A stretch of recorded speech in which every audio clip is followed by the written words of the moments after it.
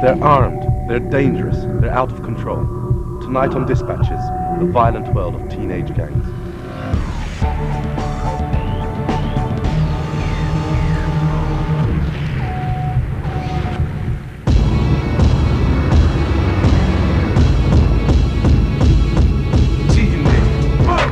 The stereotype of a typical gang member is a gun-toting, drugs-dealing African-Caribbean high on drugs and rap music. I was about to discover that the truth is very different and much more disturbing. I mean, even now, even after what's happened, I don't go out unless there's more than about 5-6 people with me, at least. And at least know that I'm getting home safely. Yep, straight down. You wouldn't normally associate gangs with the quiet suburbs of Surrey.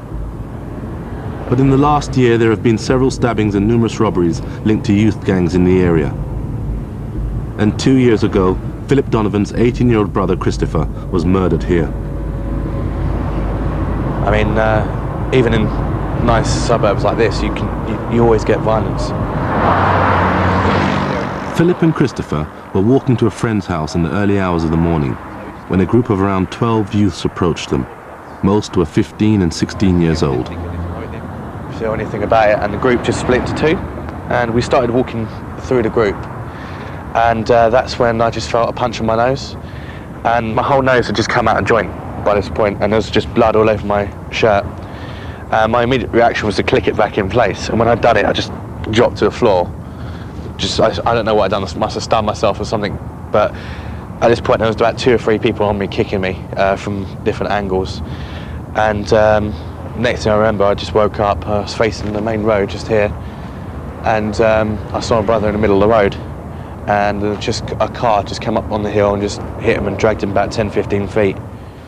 So that was Christopher. There you are. That's Christopher on the right. The older of the two. What was he like? He was a happy child, always smiling, always looking out for his brother. You know, you have to live with the anger of it, because it's just, you can't comprehend how anybody could do such a terrible thing to anybody, you know.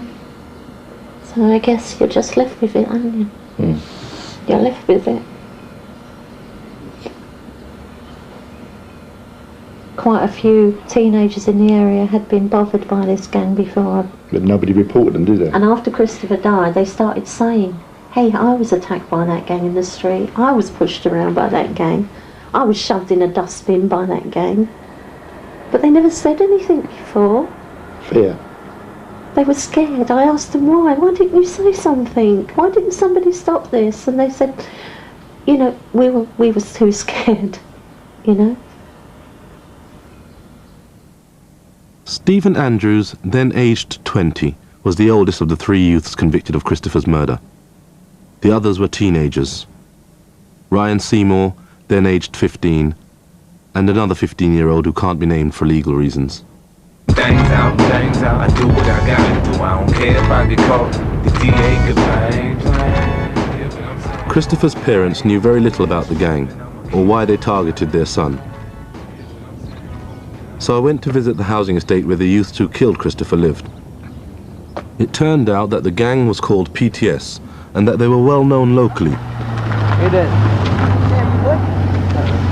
Hello, baby. Several of the residents I met knew Christopher's attackers.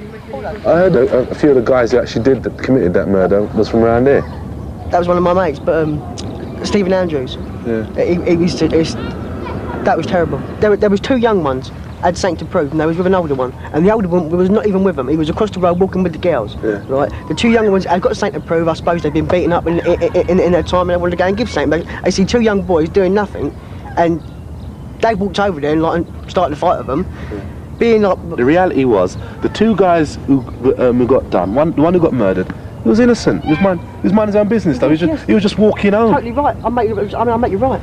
It was totally out of order, but like I say, it's mainly the young ones because they've always got the same to prove. PTS, they was. PTS. And what was PTS stand for? Pilling thugs. Were you PTS? Who's asking? I'm asking. Leaving's asking. I'm asking. You think I'm a ventriloquist? He is. The boy admitted to being a member of PTS, and that most of the youths who'd attacked Christopher had also been in the gang. How long's PTS been around? 2.5 years. How many of you guys are there, PTS? 150. 150. 150. And what sort of stuff do you generally get up to? Smoking cannabis. Yeah. They do. I don't. The boy told me that PTS members regularly got into fights with other youths to gain a reputation. Weren't you guys aware that sort of like, you know, this sort of like violence could cause someone's death eventually? Don't really think about it until it happens. And then you realise what you've done. And then, you know. What would have happened if it would have been one of you lot? I'll go around and kill him. What up, what up, what up, gangster? I found out that one of the youths convicted of killing Christopher had been a member of WK, the largest gang in the area. Their territory is New Malden, a couple of miles down the road. I headed for the housing estate where I was told most of the gang members lived. I found several in a nearby shopping parade with their leader and founder, 22-year-old Danny. Street name, Taba. Yeah, these are few of them. There's hundreds. 200 strong unit. You know around here.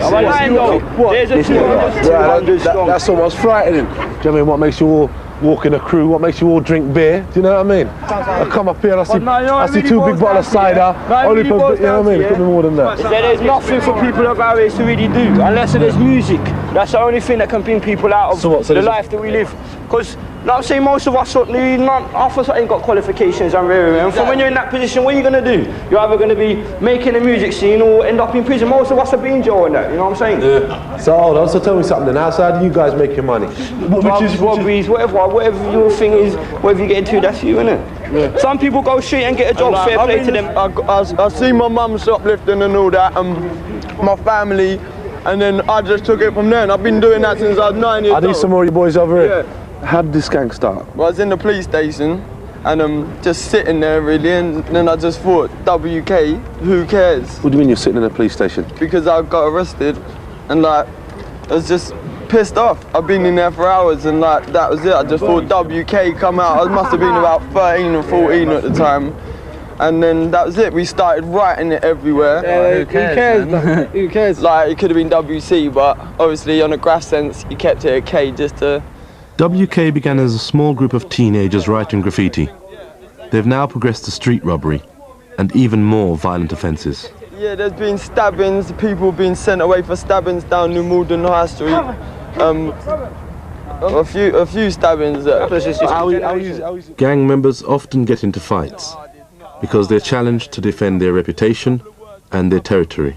Two boys following me out behind me, and they went, "Oh, are you WK?" I went, "Yes." They tried jumping me, so knocked them both out. Have any of your guys been stabbed? And yeah, of course. Yeah, boys have been stabbed in our crew a couple of times now. Just see the windows underneath the third balcony. Yeah. 1, 2, 3. And what, you jumped from there? Yeah. Why? On the other side, because Keys had a shotgun to my head. I mean, they beat me till my head split, and then I jumped off the balcony and I broke my arm and leg. You know what I mean? And it could have easily been a death that night. I don't know what was going to happen. I had to get out of there. Danny had a shotgun put to his head because one of his boys had seriously injured a rival gang member. They were following the rules of the streets, upping the stakes. Wanna close up, then I'm gonna stab you, son. I'll leave you bleeding on the floor with a punctured lung. But even when your life's in danger, you don't call the police.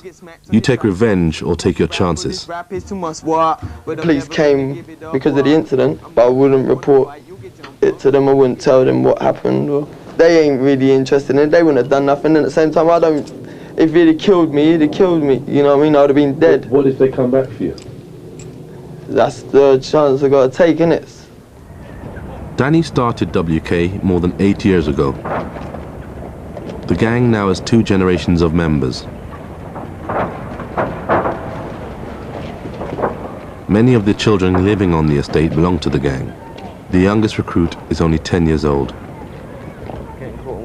This 15-year-old has been a member of WK since he was 8. We can't show his face for legal reasons. Like most of the youths I met, he thinks of the gang as family. I'm not never going to leave the gang because they're my people. Because we're part of a crew. There's loads of us. If one person, you're going to with the rest of them. He said he'd been involved in many fights, Like most gang members with a reputation to defend, it takes very little provocation to start one. Cuss my mum. That's beef. I don't know, there's a number of things, you know. That could create a problem. Looking at me. Looking at you? What, like what? In a bad way.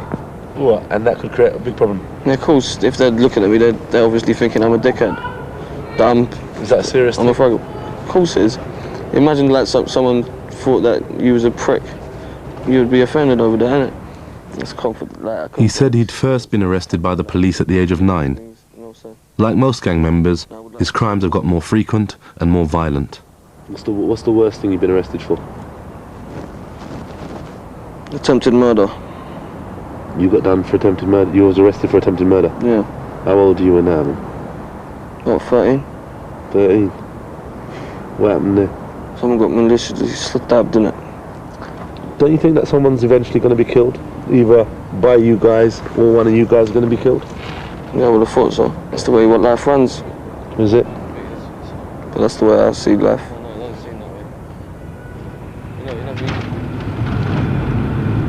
A few weeks after we filmed with the gang, I got news that made me return to the estate. I got a call that there was a fight last night. People have been stabbed, and I've heard that they are in quite a bad state.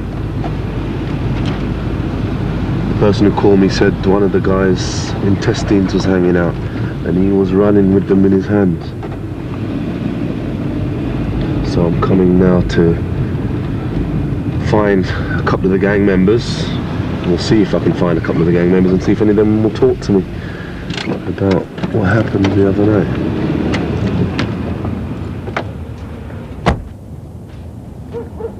I found Danny at home. Shall we say, Tabs? Yeah, Tab, but listen, man, I heard that something happened yesterday, man, and it's just madness, you get me? I mean, what's happening up there? I don't really know nothing that happened, and that's it. I don't really know what went on, and that's it. Yeah, but there's something's going on, you get me? You know what I mean? I later found out that Danny wasn't involved in the incident. If he knew anything, he certainly wasn't going to talk about it.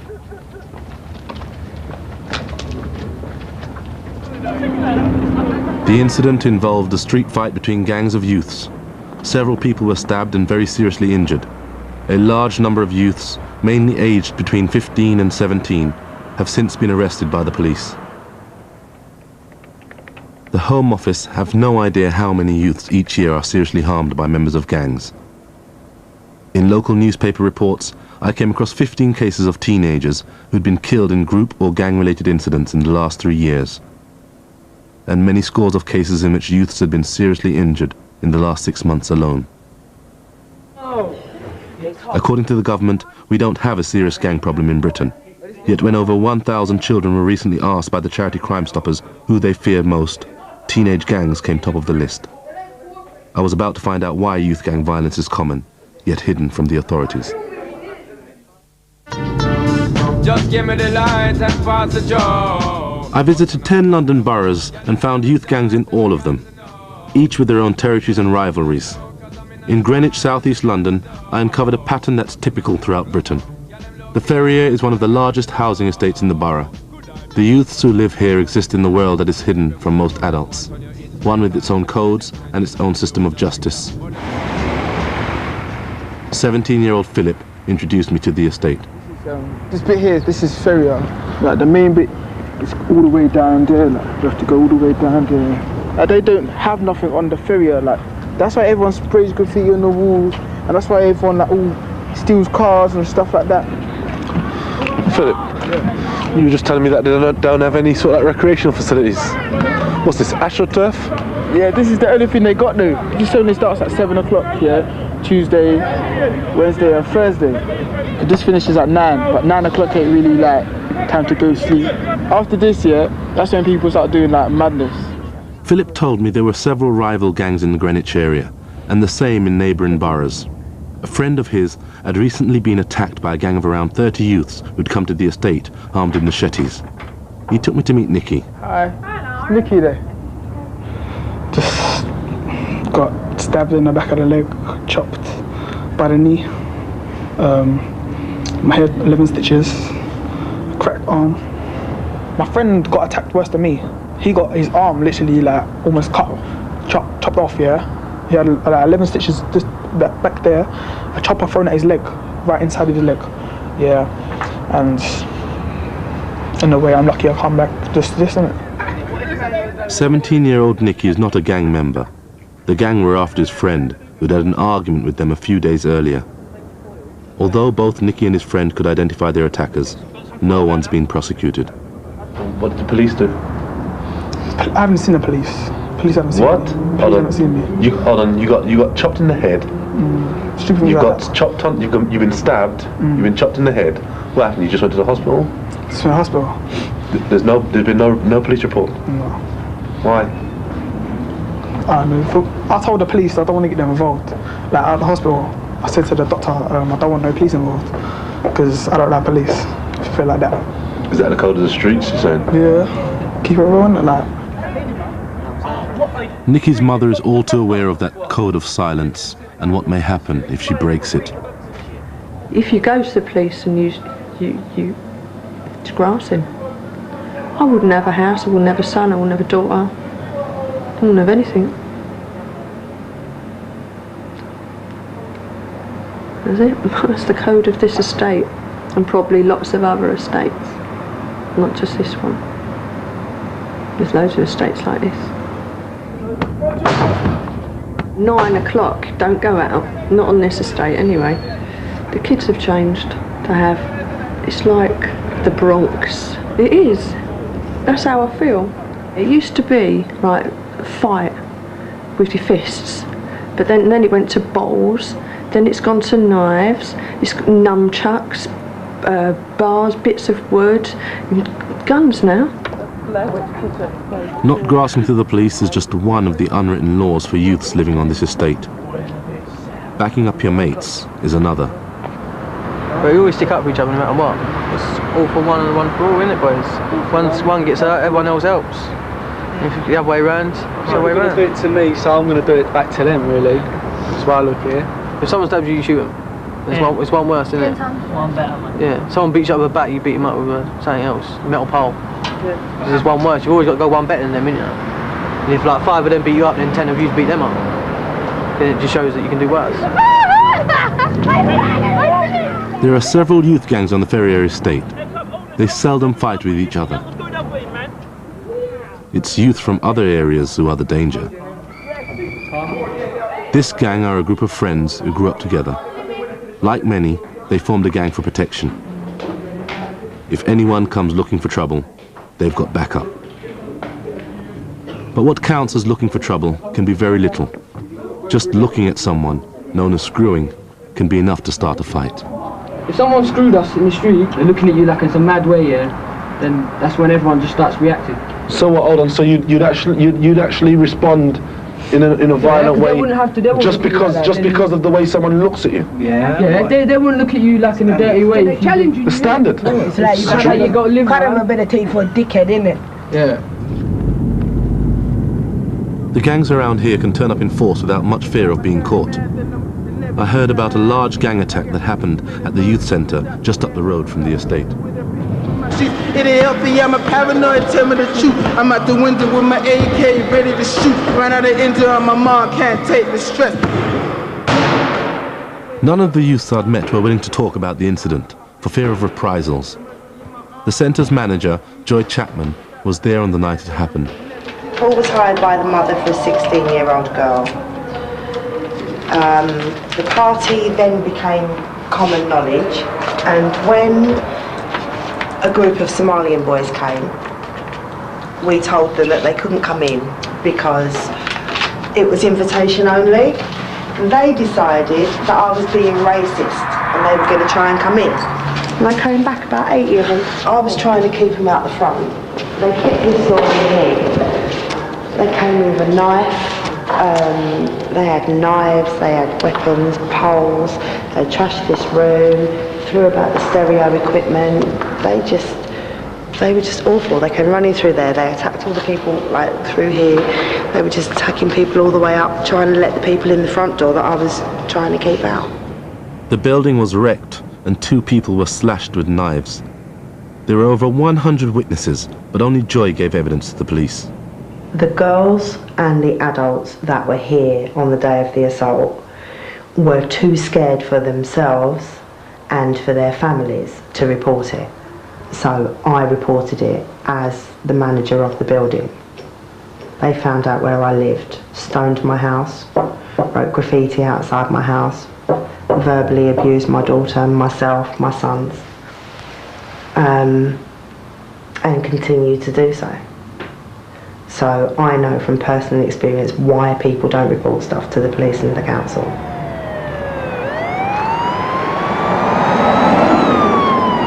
The youths who carried out the attack were Somalis, known locally as the Woolwich Boys, because Woolwich is their territory. Some youths I met in the street invited me to their youth club. No one I spoke to here admitted to being involved in the attack at Joy Centre. They told me they'd first formed the gang to protect themselves from racist attacks. But now they find themselves fighting with other gangs in the area. Many said they'd been beaten, several had been stabbed, and even shot at. We can't go out this sort of the borough of Greenwich without getting getting into beef with other areas. We'd rather say, for example, Lewisham or Catford, though we can't move out of the SCA in sort of Greenwich borough. You can't move out of the borough? Yeah. Why? I mean, what sort of problems will you get into? You say Lewisham? Say we'll get jumped or... By who? By the people in that area. The black people in that area. Gangs? Gangs, yeah. Basically just gang thing. So they think we're intimidating and things. What sort of gangs? Do you know the names of any of these gangs? Like they call themselves Ghetto Boys and Broccoli Boys and stuff like that. The Woolwich Boys have a fearsome reputation, partly because of the large numbers of youth they can call on to fight alongside them, if necessary. We're all like that. We're like that. No one can. I can't say no one can't do us nothing, but when we're together, we're organised. We know what we're doing. You've got actually a small army, quite a small army. About how many?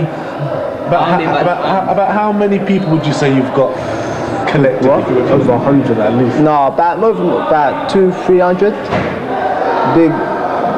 If we were to go to war, we'd go to war. Without it's just a couple of phone calls and everyone's united.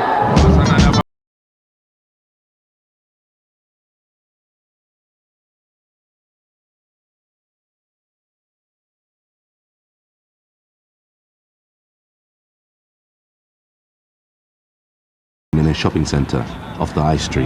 You can tell I'm a ghetto, you get me? You can tell I'm D-block, nigga. The Ghetto Boys have several factions in the borough, totaling more than 100 members. Many are still at school. Reputation is everything to the gang. Beef every day, beef every day, beef every day. Maybe there's gonna be beef today. No, today, tomorrow. Don't matter where you're from, Lewisham Borough, Southwark Borough, everything, pride is everything, you get me? That's what it's all about, pride. That's why there's so much beef, because we think we're better than them, they think they're better than us. So we've got to prove to each other. It's not even a beef team, because we're the better crew, they're just hating on us, that's all. It's not even a beef. We're not even worrying about Woolwich. On one time, these people, they've ridden up and down in these last 2 minutes about 10 times. I'm not with them policemen, I don't like them. If I got robbed or something, if I got stabbed up and everything, I wouldn't go to the police. That's what I'm saying now, yeah. I have banged up so many brothers, yeah. I'm just bored. I'm bored now. I want something new. I want the next gang here to try and eat them like dinosaurs.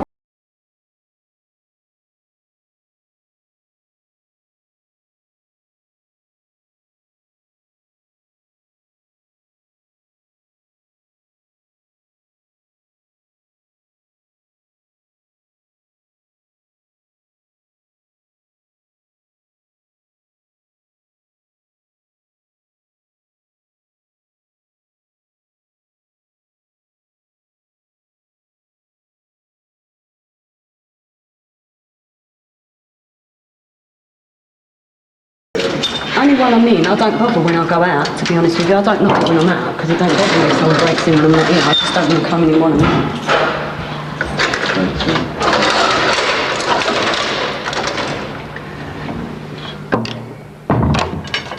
I leave them there, because I've got to be honest, at the end of the day, they're my kids that are in here in bed. If anyone comes through my front door, this is my house.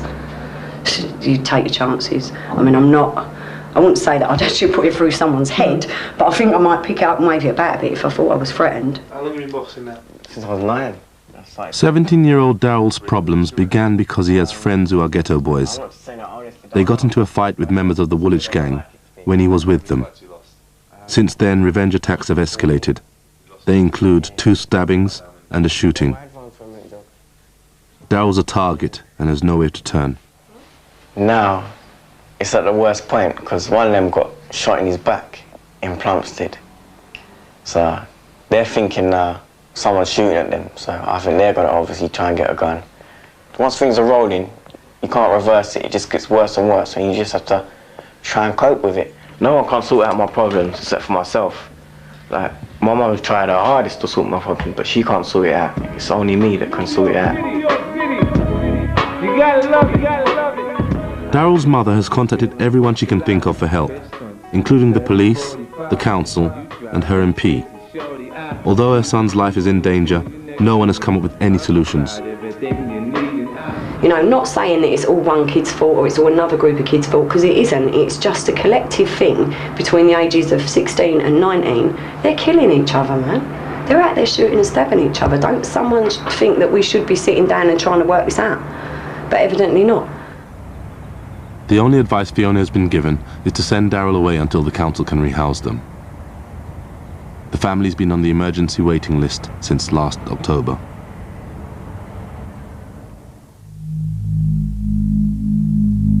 The Metropolitan Police are currently conducting research into the nature and extent of youth gangs in London. This teenage gang from North London, known as the Wood Green Mob, were convicted of 17 robberies over a 4-month period. They punched, kicked, and even stabbed some of their victims. Most of the victims were children. Juveniles commit around half the street robberies in the capital, but the Met presently have no idea how many of these are by youth gang members. The Met accepts that there's a serious gang problem in a few inner-city areas, like Brixton, where these youths were caught on camera last year with a gun in their possession. I was curious to find out whether their research, like mine, revealed a far more widespread problem. So have you identified that there's a problem with youth and gangs in London? I think we need to be really careful about youth gangs in London. It is nothing like the American experience, and that's the starting point. The gangs that you get over here in London are not the same as the gangs that you get in some of the big American cities. They're not as organised, they're not as well entrenched, they're certainly not as violent.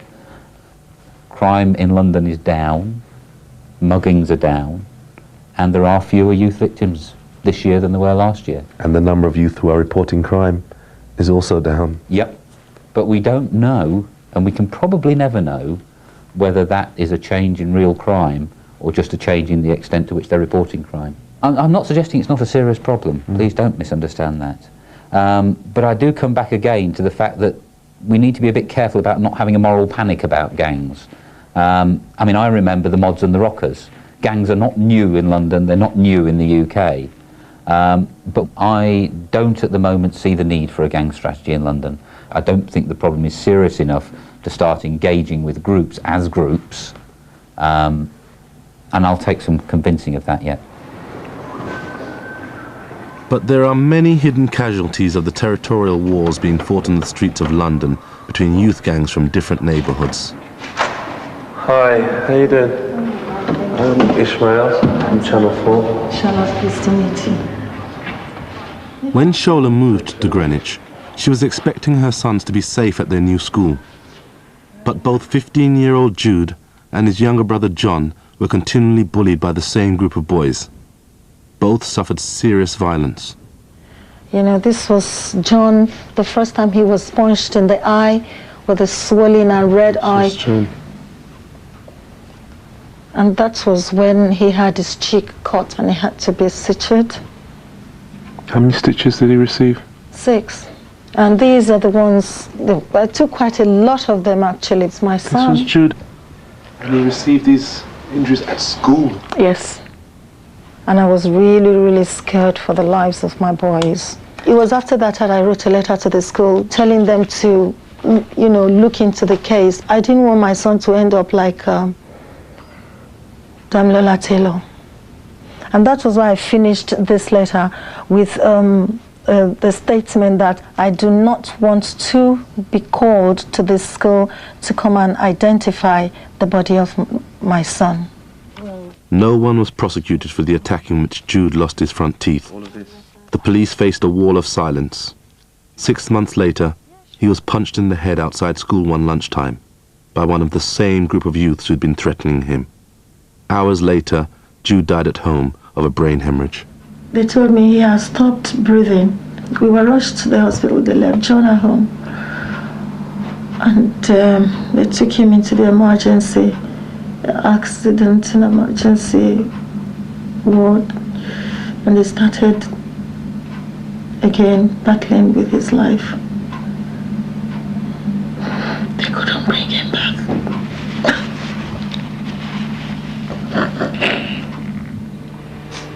Shola is still asking for an inquiry into why no one took the violence Jude suffered seriously enough. She still doesn't know why her son, a quiet, non-aggressive child, was targeted. I later found out, after speaking to the ghetto boys, that the 16-year-old who killed Jude was one of their members. Jude's home was in Woolwich, but the school he attended was in Lewisham, ghetto territory. A former pupil at that school explained why this would be enough to make Jude a target. Because where Jude was from, like, he lived in Woolwich. That's why it all started, because where he was from. One boy was from like a certain gang from ghetto boys from Lewisham, and they, like, Woolwich and Lewisham never ever got along. They still don't do that.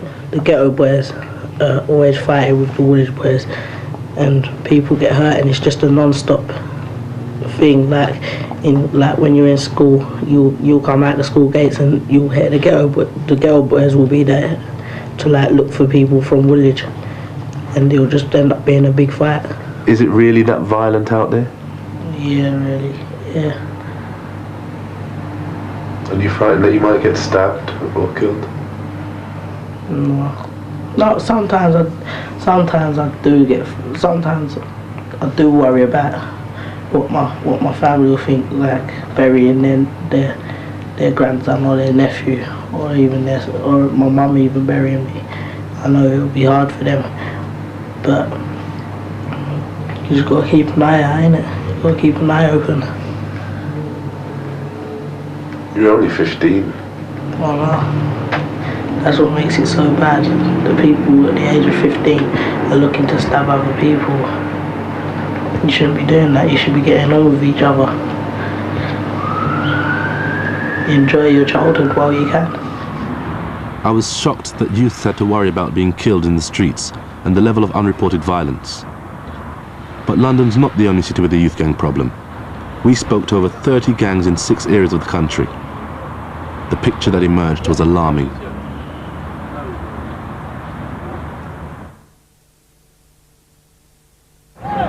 Dispatch's researchers spoke to members of 32 youth gangs in 6 areas: London, Surrey, Birmingham, Essex, Derby and Leicester. They ranged in size from 10 to over 100 members and were of every ethnicity. The majority of their members were aged 15 to 17. Branston Massive! Big up to the Branston Massive! All were involved in some kind of criminal activity. Several of the gangs, like this 50-strong crew on the Bronston estate in Leicester, said they mostly committed low-level crimes, like vandalism, and the occasional arson. This estate's been terrorised. We're going to start blowing cars up if we don't get no go-kart track. The reason these youths gave for hanging around in groups and causing trouble was the same as for most of the gangs we spoke to. No, there's nothing around Bronston. That's why people go out, yeah, nicking cars, yeah, lighting fires, having fights, whatever, yeah, drinking beer. What else can you do? We've even got 10-year-olds on the beer. Yeah, man, we've got nothing. All we've got is one aerosol left in Bronston. This gets the fires cooking. This is what you want, man. Flammable shit. We want something, yeah, to do, so we don't get in trouble, really. Most gang members we spoke to around the country risk crimes after joining a gang. Half the crews, like these ghetto boys in London, carried out street robberies on a regular basis. All these people on the streets here who I don't know, they're my food. They give me my paper, they're my payroll. They're like my JSA, they're my job seekers allowance, you get me? That's what they are. However, it might not be apparent to the police that many prolific street robbers are members of large youth gangs. What sort of things did your gang get up to? Jacking people and robbing people. They seldom go robbing in large groups, for reasons explained by this former gang member from Essex. Depends, like 2s, 3s, like the more of you there was, like you didn't get as much money, so you do it with less people. Committing crimes in large numbers is also avoided because it attracts police attention. This gang from Peckham in London, known as the Moneymakers, became a target for the police after stealing thousands of pounds worth of goods by rushing into stores in large numbers, a tactic known as steaming. 13 gang members were caught and sentenced to prison. Members of only one of the gangs in our survey admitted that their gang was involved in organised drug stealing, although many individual members did admit to sometimes selling drugs. The common denominator between all of the gangs was violence. All but one regularly got into fights. The violent crimes gang members admitted to in confidential questionnaires ranged from common assault to manslaughter. Almost 2/3 of the gangs had been involved in a stabbing, and 4 had members who had killed people. The majority of victims of the most serious violence were youth members of rival gangs in revenge attacks. We don't like hurting people, but if one of our boys get hurt, then we hurt people. Yeah. That's it. Silent but violent. Silent but violent. Have one of you boys ever been hurt before? Yeah. One of our boys.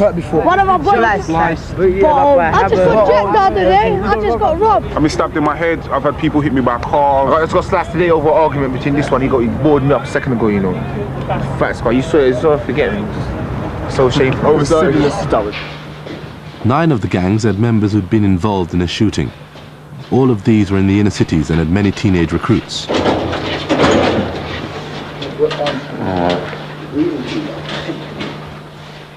These 15-year-olds from Birmingham asked us not to reveal which gang they belonged to. How long have you been involved in the gang? A couple of years. What, since you were 13? Or something like that, yeah. Have you ever held a gun? Yeah. Are you concerned about your own safety? Yeah, I just know I'm not gonna get killed. Are you so sure? If it happens, you get me, but it's life, you get me? Simple as that. If you die, you die. It's been dubbed the most notorious housing estate in London, Stonebridge in Harlesden. But even I was shocked by the scale of the violence I'd uncovered. The truth is that most gang members in Britain aren't gun-carrying organised criminals, but ordinary teenagers who've developed a casual attitude towards violence and its consequences. Well, it looks pretty serious to me. Ben Bowling is a Home Office consultant and expert on youth crime. I showed him our research and asked him to assess the findings. I was surprised in the research by the anxiety that gangs cause among young people, the extent of the problem up and down the country, across a whole wide different group of age groups. The levels of violence, I think, in some cases are quite shocking. The levels of violence that are being admitted to by the young people, and also the injuries that have been sustained, and of course the numbers of people who have actually been killed. So I think, yes, this looks to me like a very serious problem. Do you believe the government recognises that there is a problem? No, I think the government is in denial. I think that they won't accept that there are gangs. They see gangs as an American phenomenon that doesn't exist in England. When I worked in the Home Office in the 1980s, the official position was we don't have gangs in England, and that probably is the same today. The second issue was around resources. In order to tackle the problem of young people grouping together for protection and for excitement and for community, policing and imprisonment and tougher laws, it takes resources. Some cities like Manchester have established gangs who resolve their disputes with submachine guns.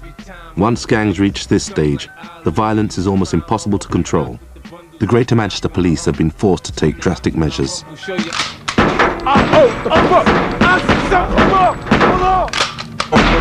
Many men, many men wish death on 27 people have been shot to death in Manchester and around 200 seriously wounded in gun-related incidents in the last 3 years. Stay on my soul. Armed police now patrol the streets. Responsibility for the use of a firearm is an individual decision. It is to be fired only as a last resort or if it is apparent that there are no other options for preventing serious injury or loss of life. And gang members are getting younger. This is called a MAC-10. This is effectively a submachine gun which is designed to fire as many bullets in as short a space of time as possible. It's not an accurate weapon, it's just designed to cause as much impact and as much damage as is feasibly possible. And these weapons have been used in crimes in Manchester. What sort of people are carrying these sort of weapons? Members of gangs tend to be young men between the age of about 17 and 24. The youngest in the last 2 years was actually an 11-year-old. So that's an 11-year-old boy who was convicted of an offence involving a firearm. So we know that we've got people as young as that involved, although that's pretty rare. But by the time they reach age 14, there's significant representation from that age group upwards. But Manchester, unlike London, has a strategy to address its gang problem. Alongside the armed response is a focus on rehabilitation and prevention. A range of services are provided to help youths leave their gang and discourage others considered to be at risk from joining. We try to identify who we think the young people are that are going to end up either being found with a bullet in their head or a gun in their hand. It's really that simple. Is it easy to rehabilitate hardened gang members? No, it's not. It's very difficult, and that's why it's important that we start young. Do you believe that there's a natural progression from these young teenage gangs into being a fully fledged hardened criminal? I don't think that there's been enough work done to clarify exactly what the root cause of that progression is, because it certainly doesn't happen in every case. We judge our own success by our ability to reduce the number of gang-related shootings, fatal shootings and non-fatal shootings year on year, and that's why we're here. We're not here to deal with youth gangs that are involved in minor offences. Manchester's gang strategy has led to a reduction in fatal shootings. Whether it tackles the problem early enough is open to question. There is no national strategy or government guidelines for the police on how to address the youth gang problem. I set off to visit one city where the police are taking a very forward-thinking approach. Derby doesn't have any organised gun-carrying gangs, but it does have a youth gang problem. I met members of RMC near a large housing estate in Chaddeston. Most of the crimes they commit are low-level ones like vandalism. Even so, gangs like these are a policing priority. You have to spit on the floor, they'll arrest you for it. Yeah, and if you swear... If you swear, if you spit, anything like that, they'll just take you down the station. What? Yeah. Derbyshire has a zero-tolerance policy to antisocial behaviour. If youths gather in large numbers, the police will disperse them. They use acceptable behaviour contracts to encourage youths to stay out of trouble. If youths breach these, they'll arrest them. In Derbyshire, gang members get special treatment. The police know who the main instigators are, and they'll go to them first. And then, if say like we're the RMC, and the police know that you're in the RMC, you won't get any respect from them. They'll arrest you and they'll ask questions later. And then they'll throw whatever they can at you. But if you're just a normal person not known as the RMC, or you come down here, then you get off a bit lightly. But if they know that you come down here, you're hanging here, you're always in trouble. They know your face, they know who you are. Coppers! Knowing who gang members are is a key part of the crime and disorder strategy. Other agencies, like youth workers, offer a range of services aimed at deterrence. Sergeant Dave Simmons explained why tackling the youth gang problem is a priority. There is certainly some evidence that established criminal gangs do evolve from groups of young people who are friends and who hang out together on street corners and get involved in antisocial behaviour, petty crime, and it escalates from there. The way we see it, this is the only chance we've got to do something about it. Once gang culture is established in a neighbourhood, it seems very, very difficult to deal with it, and I'm not aware of too much success anywhere in the world of dislodging or getting rid of violent gang culture once it becomes established in communities. I think that's the thing that scares a lot of us in cities and towns like Derby that don't have a problem with violent criminal gangs. If we don't get this right, we're going to end up with a monster that can't really be controlled. No one knows whether teenage gangs like RMC will ever escalate into organised criminals. But there are already some signs of escalation. There's just loads of them now. It's got bigger, so call it massive. So it used to be called Roosevelt 4, but now most people come down, it's called Roosevelt Massive. And there's more younger ones now. And many of the older teenage members are already involved in regular violence. It looks like you guys have been in some serious fights. This one's Friday night. This is from fighting. Look, I mean, all of you guys' knuckles are... We love to fight, we do. You love to fight? Yeah. Want to fight. Well, you love to fight? Yeah. You get in these fights, it's only a matter of time before someone's stabbed or even killed. Doesn't that ever cross your mind? We don't know, at the time you just want to stick up for each other. Derbyshire's strategy is new, and it remains to be seen how effective it will be. But at least they have identified that there is a problem. In many parts of the country, they haven't even started.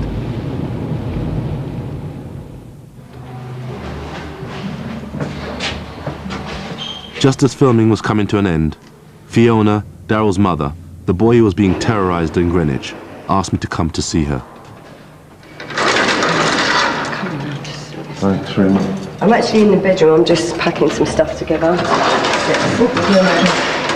Excuse me, everything's in a bit of a mess at the minute because we're just trying to get... Is it that bad? Has it got that bad? Yeah, it's actually, yeah, I'm in here actually. Sorry, I'm just in the middle of everything because I've got to get all this done. What exactly has happened? What's been happening? Well, basically, things are just accelerated. I mean, you know, Daryl went away. He's actually working abroad, like up north, and he comes back weekends. But it's Jordan now. They pulled a gun on him last Saturday. Apparently, about 10, 15 of them, the same ones that's been giving Daryl the ape, has caught him over by the pub. And they asked him where Daryl was because we've told everyone that Daryl's gone abroad, so that they'll back off. And Jordan said, "Oh, he's away. You know he's away." And then they just started searching through all their pockets. And that's at gunpoint? Yeah. Where are you going to go now? I'm just taking my kids away. I don't want anyone to know where I'm going. I ain't even told my kids where they're going. I'm not staying here. It's not safe, and no one ain't doing nothing about that. You know, if you see that boy's face when he come in, and I can't even begin to imagine what it must look like to see someone standing in front of you with a gun. It's not something I've ever had to deal with, and he shouldn't have to do that. Not at 14 years old. With Daryl gone, Jordan, his younger brother, had now become a target.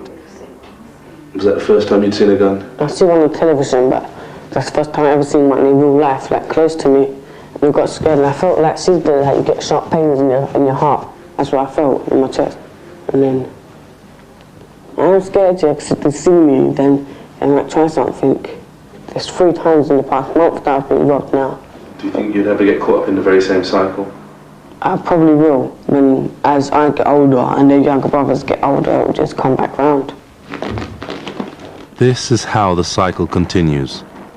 Until we start to address the problem, there will be many more victims and gang members.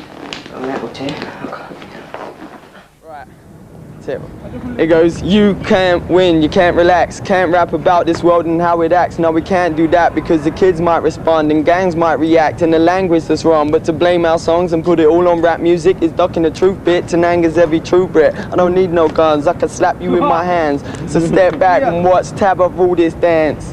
You know what I mean?